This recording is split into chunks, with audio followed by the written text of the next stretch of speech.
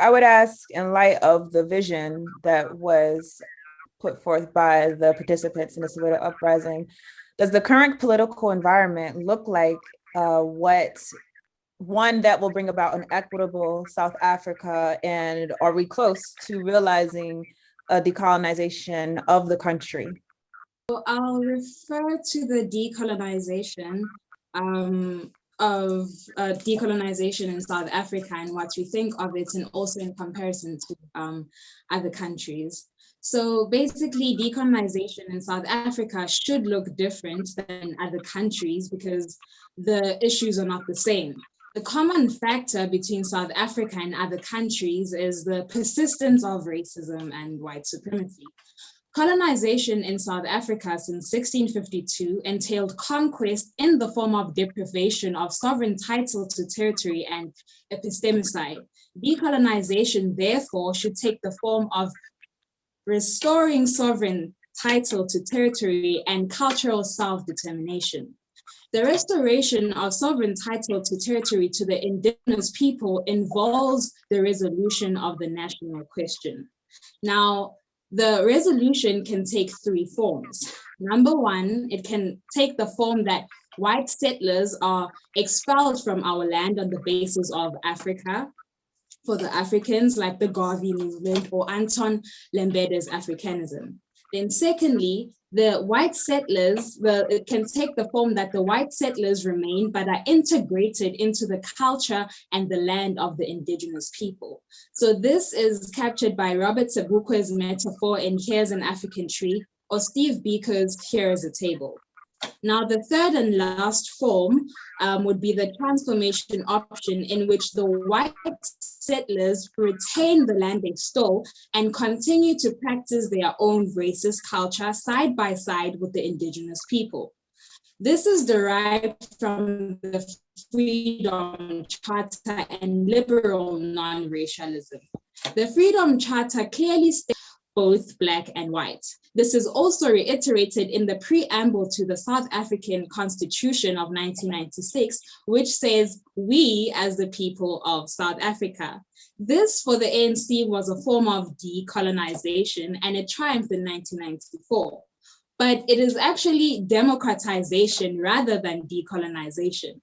Democratization basically entails the extension of political and civil rights to the formerly excluded indigenous people, indigenous conquered people, without restoring the sovereign title to territory. This results in just government succession. The democratization took place under the ANC because they are a civil rights movement and not a liberation movement. Decolonization can only take place within a liberation movement that will result in state succession.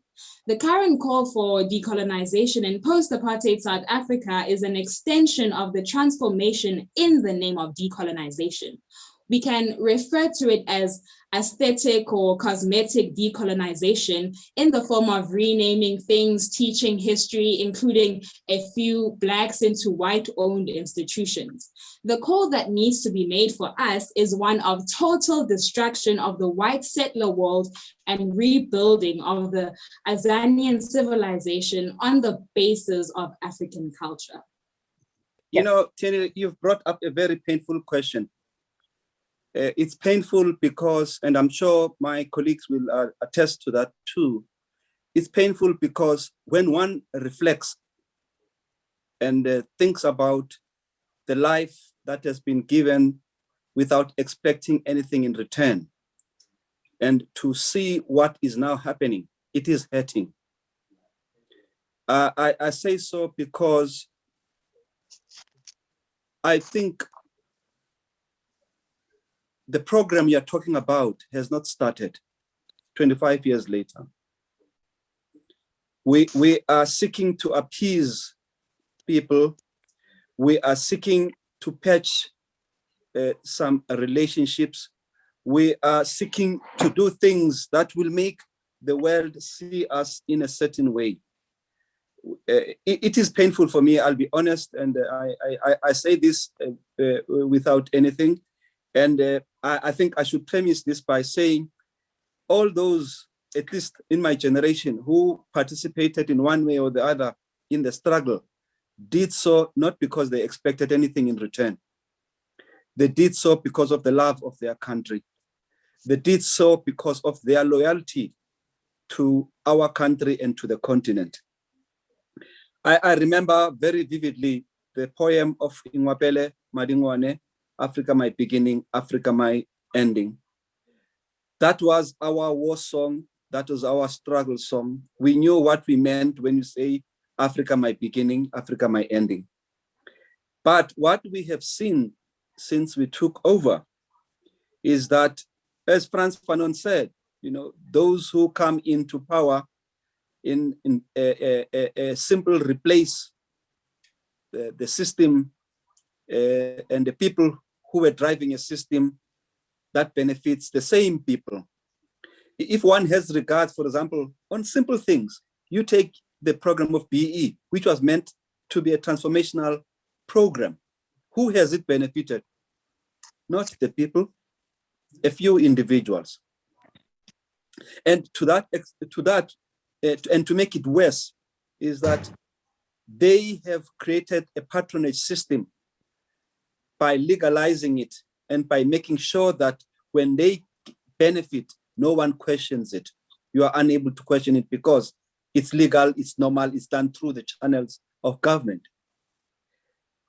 Whereas also, if one looks at the main issues that the Black consciousness deals with, the struggle of the mind of an African person. Today, we see the world in the same eyes or lens that was there in the past. Nothing has changed. When I listen to the news today, I still listen through to the news of BBC. I do not have access to what is broadcast in Mozambique. I do not have access to what is broadcast in Zambia, Zimbabwe, Namibia, because why? The same isolationist approach is still taking place, even though no one is forcing us to do that. I see personally our government, if one also looks at the simple issues, everybody knows that our land was taken from us by force. Everybody knows that our land was taken through legislation that was passed intentionally to do that. Now, why is it difficult to do the same using the law and the powers that we have today? Again, it is because we are appeasing those who are calling the tune. It is painful because I think when we participated in the liberation of our country, the aim was to have self-determination. The aim was to ensure that our sovereignty is intact and our dignity is intact. As I speak to you today, we are seeing politics that are pitting Africans against Africans. And I think it's intentional because I don't see why can't we put up measures and rules and laws that enable people to engage, to meet, to come and go legally and to do what they want. I don't understand, for example, as I see today, why one would import a hawker from Pakistan to come and trade in the streets and compete with our people who are trying to make a living. I don't understand why, for example, when the time came, we were not given a tax break as people who were treated as if we had wealth that had been amassed over many years. A government which wants to transform has to look at the environment and the situation we find ourselves in. Why is it that the small coming up, I would say, middle class from the Black society is treated as if it had a wealth that comes from, from many years? I don't understand, for example, why is it that our government does not understand our country and our situation in the sense that I, as a Black person, when I work, I don't work for myself only. I've got an extended family I've got to feed. I've got people I've got to look after. But I'm taxed as if I'm an individual who's got no other responsibility. I also don't understand why our education, for example, is not meant and aimed at empowering people so that they are able to be independent. I denounce a policy which initially and on the surface looks good, in the sense you say, I want to create a safety net for people, but then that becomes the solution.